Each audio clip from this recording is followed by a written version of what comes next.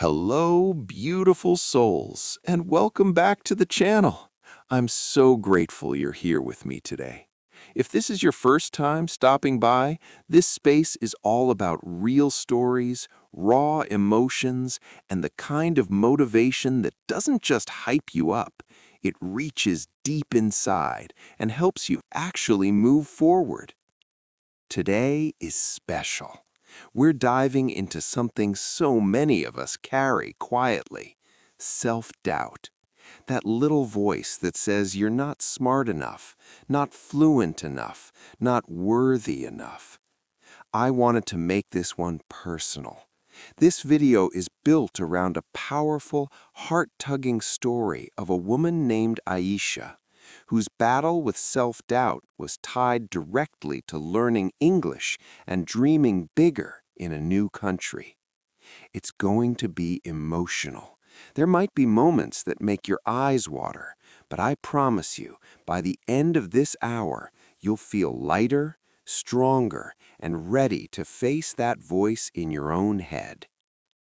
This isn't just a talk, it's an experience.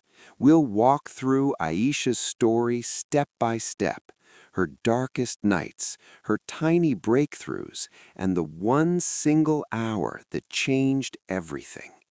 Along the way, I'll share the exact mindset shifts and practical English learning strategies that helped her and can help you turn self-doubt into self-belief.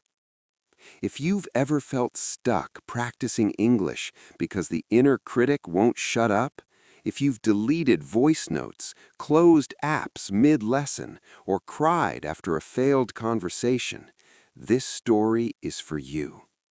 So grab your tea, your notebook, maybe even open your English app in the background. Settle in. We're going on this journey together. No rushing, no mini breaks, just one continuous flow of truth and inspiration. Let's begin. Meet Aisha. She came to this new country 3 years ago with 2 suitcases, a student visa, and a dream so big it scared her sometimes. Back home in her small town, she was the girl who read every English storybook she could borrow, the one who dreamed of standing in front of a classroom and helping other children discover the same magic in words that she had found. But dreams don't always arrive softly. The first time she tried to speak English in a real conversation here, her tongue felt heavy, words tangled like wet thread. People were polite, mostly, but politeness can hurt worse than rudeness when what you hear underneath is pity. Self-doubt didn't shout at first. It whispered, "You sound ridiculous. They're judging you. You'll never catch up." And every time she opened her mouth and the sentence came out wrong, that whisper grew a little louder. One afternoon, she had her first real job interview. She'd practiced for weeks. She knew the answers. She even wrote them out in perfect sentences the night before. She left the building and walked for hours. Didn't cry until she reached her apartment door. Inside, she sat on the floor, back against the wall, phone still in her hand, showing the rejection email that arrived just 10 minutes later. That night, the doubt stopped whispering. It spoke clearly. "You're not meant for this. You're not smart enough. Your accent will always give you away. English will always be someone else's language, never yours." She stopped going to her evening English conversation club. She stopped opening Duolingo. She even stopped answering calls from her mother back home, because every time her mom asked, "How's your English coming, beta?" the shame burned fresh. Months passed like that. Quiet, heavy, safe in a way, because if you don't try, you can't fail again. But safety has a price. Her mother's health had worsened. The medical bills were piling up. Her younger brother was working 2 jobs already, but it wasn't enough. They needed her to send money, real money, the kind you only earn with a decent job. And decent jobs required fluent English. She sat there on her tiny balcony, letter in her lap, staring at the city lights. She felt like she was drowning, not in water, but in the weight of everything she hadn't become yet. And in that moment, something inside her cracked open just enough to let one desperate thought through. One more hour. Just give yourself one more hour before you quit forever. She didn't know it yet, but that 1 hour would become the hinge everything turned on. 1 hour. That's all she gave herself. No grand promises, no life overhaul plans. Just 60 minutes to sit with the doubt instead of running from it. She picked up the pen. First thing she wrote wasn't English practice sentences. It was the truth she'd been too ashamed to say out loud. I am afraid I will never speak English well enough. I hate how my voice sounds when I try. Everyone else learns so fast. I'm broken somehow. I'm wasting time. I should just give up and go home. She kept writing, page after page. Every ugly thought she'd swallowed for months spilled onto the paper in messy English. It wasn't pretty. Grammar was wrong, spelling slipped. But for the first time, the words weren't being judged by anyone else, only by her. Around minute 15, something small happened. She read back what she wrote and laughed.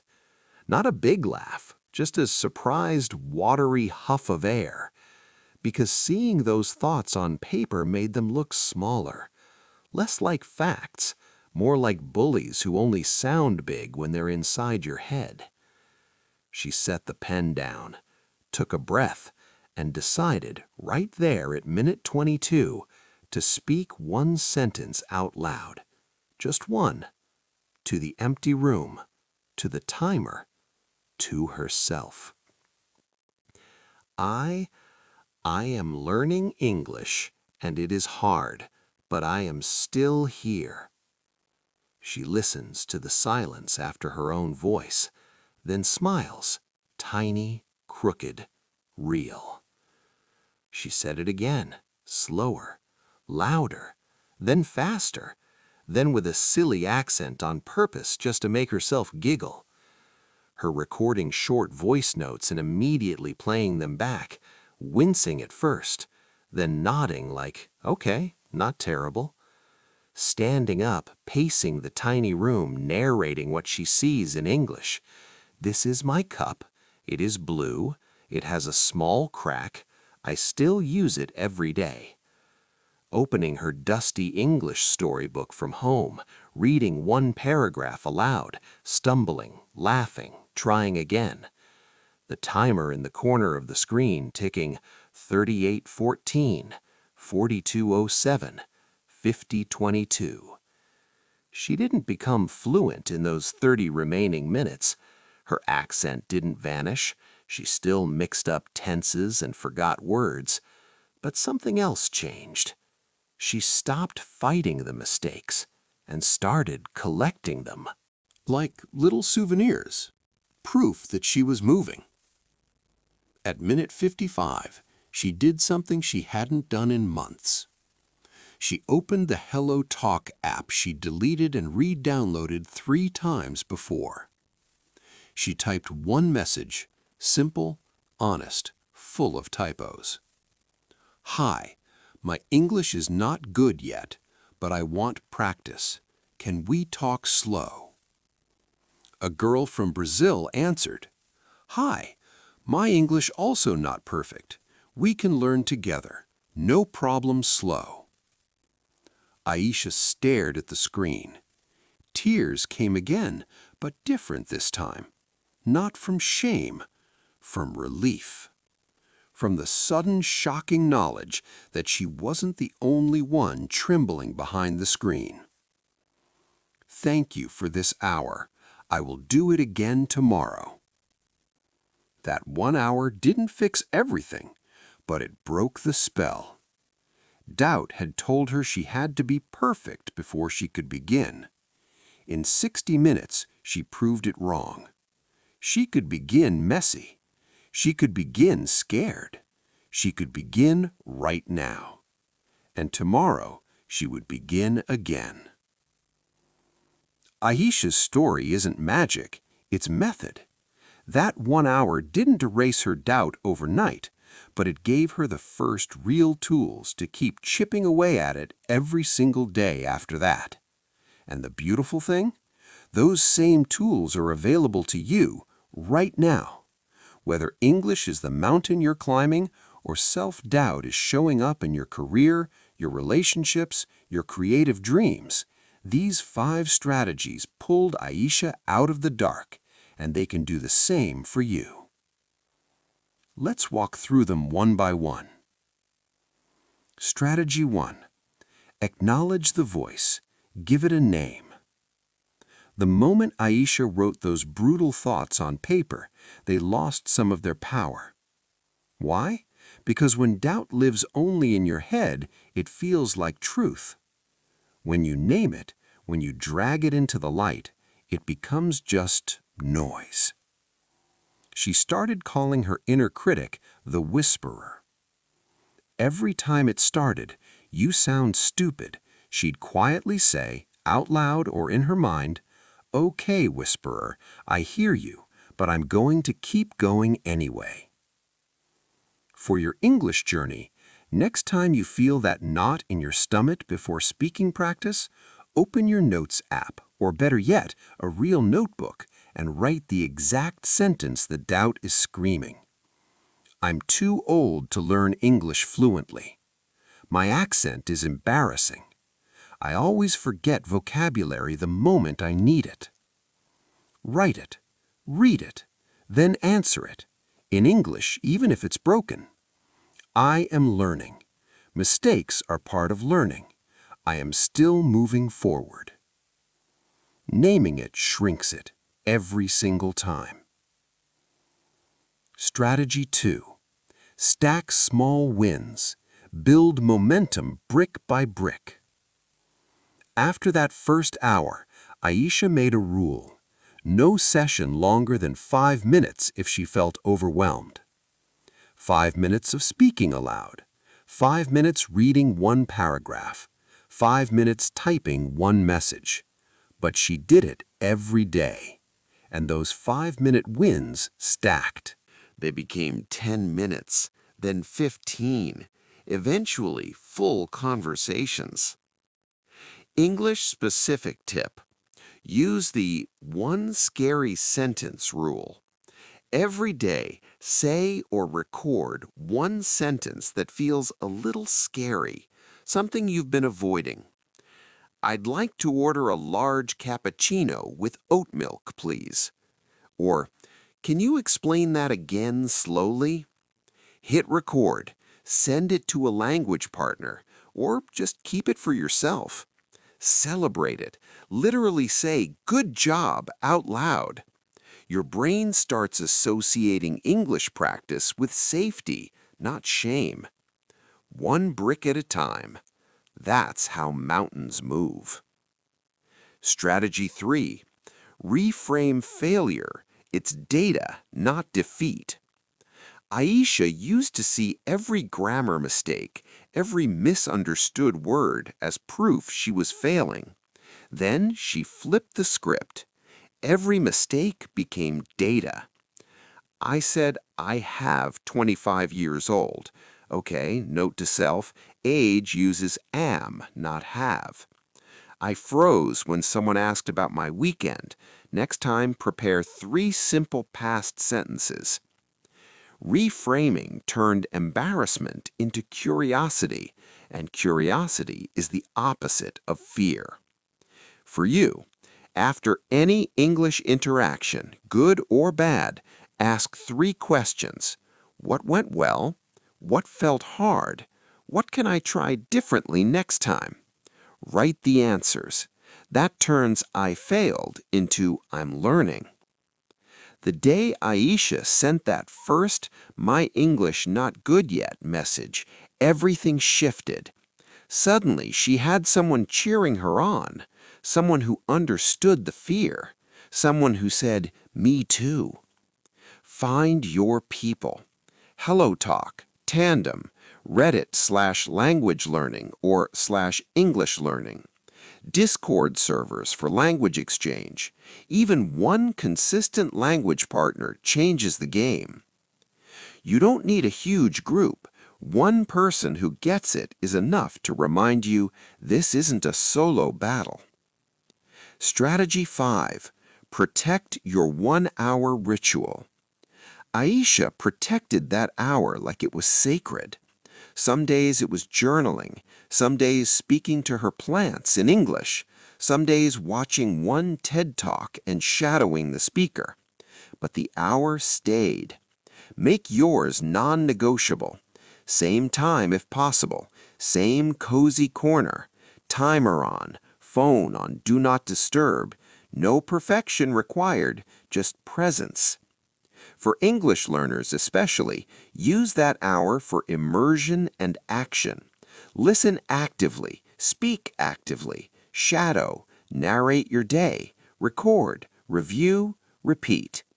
It's not about how much you cover, it's about showing up for yourself consistently. Because the person who shows up every day eventually becomes unstoppable. These aren't just Aisha's strategies anymore. They're yours, starting tonight if you choose. Aisha kept showing up, 1 hour at a time, one small win at a time, one corrected sentence, one brave message, one kind reply from a stranger who became a friend. Months later, she landed her first real job. Not perfect, not glamorous, but steady. Enough to send money home, enough to breathe easier. Her mother's voice on the phone changed. The worry softened into pride. "Dear, you sound different now, stronger." And then came the moment she never thought she'd reach. She started teaching online English classes for beginners, people just like her, nervous, doubting, hiding behind screens. She tells them the same thing she finally learned to tell herself. You don't have to be perfect to start. You just have to start.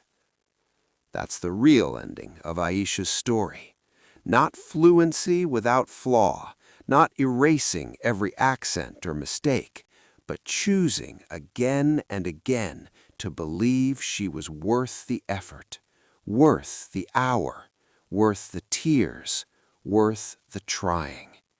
And now, it's your turn. Look at where you are right now.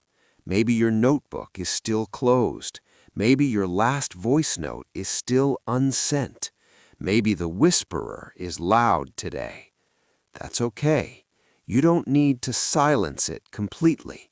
You just need to prove one small brave action at a time that it doesn't get the final word. Tonight or tomorrow morning, set that timer for 1 hour. Open your app. Write the ugly thoughts. Speak the scary sentence. Send the message that feels too vulnerable. Do it messy, do it scared, do it anyway. Because on the other side of that hour is the version of you who's already beginning to believe. If this story touched something inside you, if you felt that ache, that hope, that fire, hit that like button so the algorithm knows this kind of truth matters. Subscribe if you want more stories that don't just motivate, they move you forward. And in the comments below, write one thing, just one, your biggest self-doubt right now about English or about anything. I'm too old. My accent is terrible. I always give up. Write it. Let it out. I read every single one, and I'll reply to as many as I can, because you are not alone in this, not even close. There's a free 1-hour Doubt Buster worksheet in the description. Prompts, trackers, Aisha's favorite reframes. Download it, use it, make it yours. You are enough, right now, and you are just getting started. Thank you for spending this hour with me. Go be brave.